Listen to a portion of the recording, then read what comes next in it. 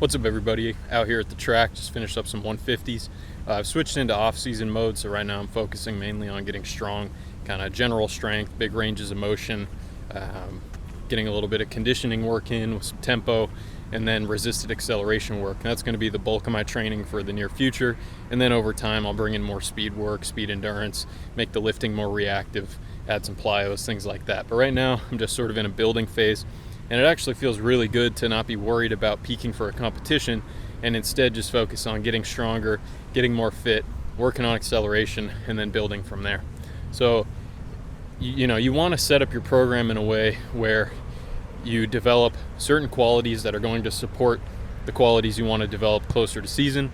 So that's why in the off season, we might focus a little bit more on kind of work capacity, building the body up, maybe a little bit of hypertrophy work in certain areas like hip flexors, hamstrings, glutes. And then over time, we can take those tissues that have been strengthened in the off season, make them faster, make them more explosive. And through that, that's how we tend to run fast in season. Now, in line with that thought of progressing your training optimally, I have released an online training service on my website where you can sign up, get programs delivered straight to your phone on an app. It'll allow you to track the weights you've been doing over time, track the sprinting workouts you've been doing over time. It'll give you access to a Discord server where we can chat about the training.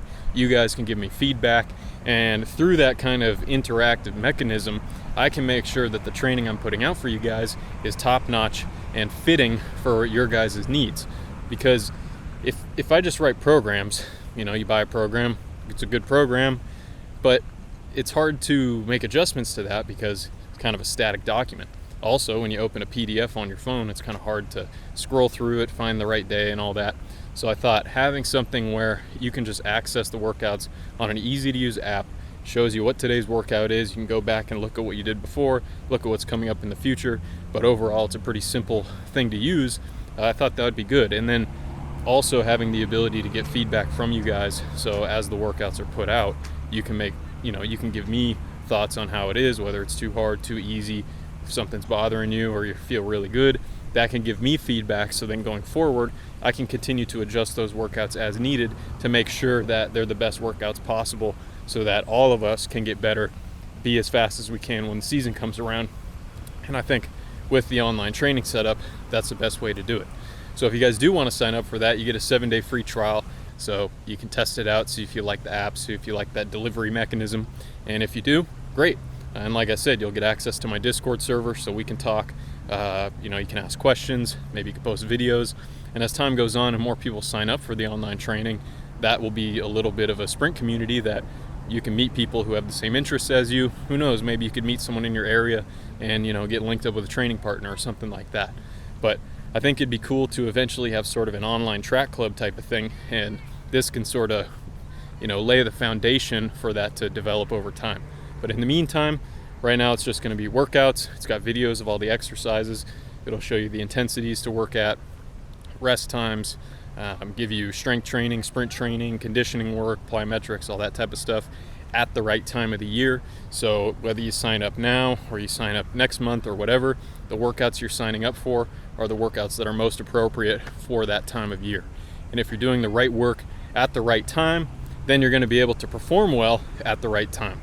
Whereas if you peak too early, maybe you intensify too early, your body's not ready, that can throw things off. So the goal with this program is to give you the best setup that I can think of to build you gradually and build you up going into the season.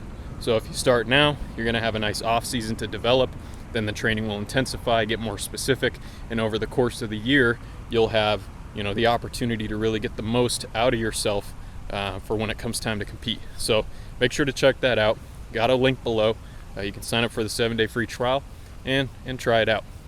But other than that, I'm just focusing on, like I said, getting stronger. I did some front squats the other day. My glutes have been sore for like 5 days. So that tells me I'm a little weak right now. And if I get stronger in a reasonable manner, it'll probably help. Another thing I wanted to talk about aside from the online training is, when we think about strength training for sprinters, I think it's important to not just look at getting stronger as just adding load to the bar. Say you can squat 405. Well, if getting stronger just means putting more weight on the bar, then you could, rock up, put 455 on the bar. Maybe it takes you a few weeks or a month to get there, and you do it. But if you do that lift and it's super slow, is that really going to help you run faster? Maybe if you're, just getting back to a previous level of strength, maybe that'll help. But I think a different way to look at it is we want to get stronger in the manner that we are accelerating loads more aggressively.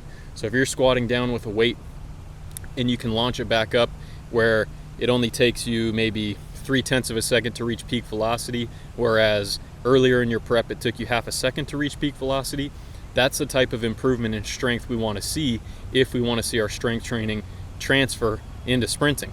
If instead all we do is think about putting weight on the bar, your time to peak velocity might get slower over time, and you might actually train your body to have a worse rate of force development. Yes, you can use heavy lifts with high intent to improve rate of force development, but you have to be careful, because if it takes you like a whole second to generate all the force to move a load when you're only on the ground for 1/10 of a second, you're talking about a serious gap between the qualities that you're training and the qualities you need to express on the track.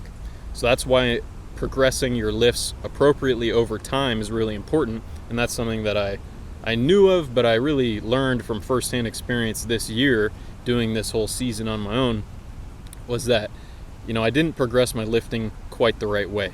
So this year I'd like to progress that a little bit better, focus a little bit more on trying to just create a more explosive system. But of course that starts with just getting generally strong. But it doesn't mean that as you pursue general strength and maximal strength that you're trying to just load up the bar as high as you can. You don't have to do 99% lifts to get stronger. In fact, I think you'd have a serious, diminishing rate of returns if that's how you approached it. Instead, we work with pretty heavy loads. We try to move it as fast as we can. And then over time, we can progress those lifts to where, those lifts get faster, or the range of motion changes so you can reverse the load more aggressively. And over time, we go from building up a capacity for training, and then we take that capacity, intensify it, make it more specific, and have it be more appropriate to how we need to move when we're on the track. So with the online training, I'm going to be incorporating that type of mindset.